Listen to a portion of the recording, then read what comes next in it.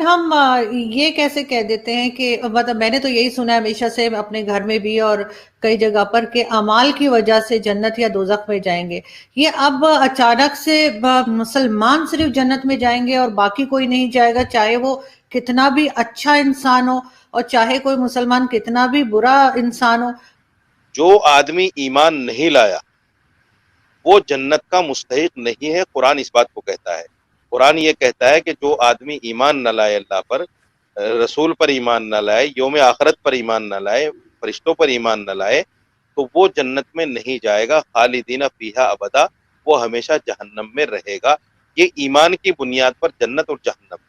اعمال کی بنیاد پر جنت میں کب جائے گا کب نہیں جائے گا یہ طے ہوگا. اعمال کی بنیاد پر، ایمان کی بنیاد پر مسلمان جنت میں کبھی نہ کبھی ضرور جائے گا، چاہے وہ اپنی اعمال کی سزا بھگتنے کے بعد ہی صحیح. کافر جو غیر مسلم ہے، جو اللہ پر ایمان نہیں لایا، وہ جنت میں نہیں جائے گا. اللہ کے رسول نے فرمایا کہ دنیا مومن کے لیے قید خانہ ہے اور کافر کے لیے جنت ہے. یعنی دنیا میں ہی جو غیر مسلم ہیں، جو اللہ پر ایمان نہیں لائے، وہ دنیا میں ہی ان کے لیے جنت ہے.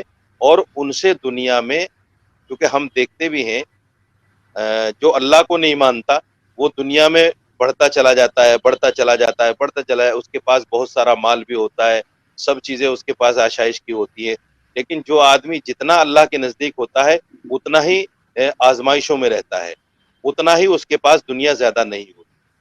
اس کی دو وجہ ہوتی ہے، ایک تو وہ اللہ کی طرف، اس کی طرف دھیان زیادہ ہوتا ہے، دوسرے اللہ تعالیٰ کی طرف سے اس کے پاس آزمائشیں آتی. اور اللہ نے یوں فرمایا کہ جیسے دنیا مومن کے لیے نہیں ہے، ایسے ہی آخرت یعنی جنت غیر مسلم کے لیے نہیں جو اللہ کو نہیں مانتا. لیکن آپ نے وہ مجھے 72 حوروں والی بات نہیں بتائی کہ وہ 72 حوروں کا جو بتایا گیا ہے مردوں کے لیے وہ کیا ہے؟ کیا وہ عیاشی نہیں ہے وہاں پہ؟ اور تو کچھ نہیں بتایا کہ نہ شاپنگ مال ہے نہ لائبریری ہے. عورتوں کے لیے کیا ہے؟ فار ایگزامپل میں بہت اچھے کام کرتی ہوں، سارے اسلام کے رول فالو کرتی ہوں، میں جنت میں جاؤں گی، مجھے وہاں کیا ملے گا؟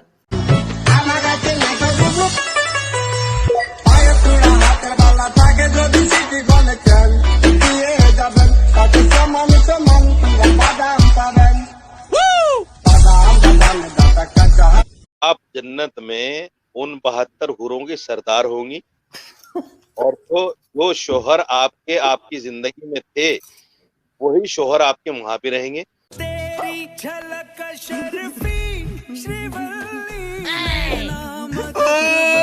آپ جنت میں ان 72 حوروں کی سردار ہوں گی، اور جو شوہر آپ کی زندگی میں تھے وہی شوہر آپ کے وہاں بھی رہیں گے. اگر آپ کے شوہر بھی اچھے کام کرتے ہوں گے، اگر دونوں آدمی جنت میں جائیں گے تو ظاہر بات ہے آپ ان حوروں کی سردار رہیں گی. مولانا صاحب، مردوں کے لیے 72 حوریں اور عورتوں کے لیے وہی والا شوہر جو یہاں پر ہے، یہ تو بڑی غلط بات ہے. عورتوں کو بھی تو کوئی چوائس دیجئے نا، عورتوں کے لیے بھی کوئی اٹریکشن رکھیے. کیا عورتوں کا دل نہیں ہے؟ یہ کیا بات ہوئی؟ عورتوں کے لیے وہی شوہر، اگر شوہر کے ساتھ نہ بنتی ہو، بے شک بہت نیک ہو، لیکن اس دنیا میں شوہر نہ پسند ہو، کسی طریقے سے اس کے ساتھ جو ہے گزارا کر لیا، وہاں جا کے پھر وہی گلے پڑ جائے گا. یہ تو عجیب سی بات ہے.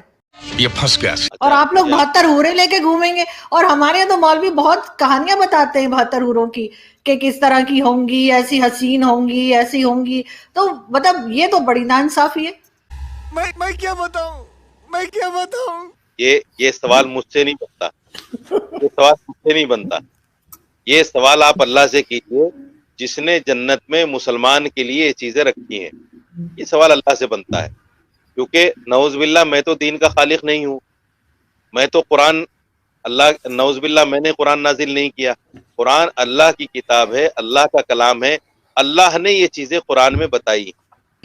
جیسے آپ بتا رہے ہیں کہ جو بھی نان مسلمز ہوں گے نا وہ جنت میں جائیں گے، اور چاہے وہ جتنے مرضی اچھے انسان، اس سے کوئی فرق نہیں پڑتا، صرف مسلمان جائیں گے. تو جو درگاہیں ہیں، جو ہمارے یہاں کی جو ہوتے ہیں مزار ہوتے ہیں، اس پہ تو ہندو بھی بہت زیادہ جاتے ہیں، انڈیا میں تو اسپیشلی. پاکستان میں شاید اتنا نہ ہو رواج، کیونکہ ہم نے تو خیر مائنورٹی کو اتنا چھوڑا ہی نہیں ہے، تھوڑی سی رہ گئی ہے. لیکن یہ کہ انڈیا میں بہت زیادہ جاتے. تو آپ کے خیال سے اگر جو لوگ ہمارے ساتھ جنت میں داخل تک نہیں ہو سکتے، ان کے پیسے لینا، ان سے چادر لینا، ان سے سامان لینا، کیا یہ سب جائز ہے؟ بالکل ناجائز ہے. قبر پہ جانا، قبر پہ جا کر سجدہ کرنا، قبر پہ جا کر چپا چڑھانا، قبر پہ جا کر ہاتھ اٹھا کر دعا مانگنا، یہ ساری چیزیں ناجائز ہیں، حرام ہیں۔ جو لوگ مسلمان کرتے ہیں وہ بھی غلط کر رہے ہیں، اور جو غیر مسلموں سے اس طرح کا پیسہ لے رہے ہیں ناجائز دین کے نام پر، وہ بھی غلط ہے۔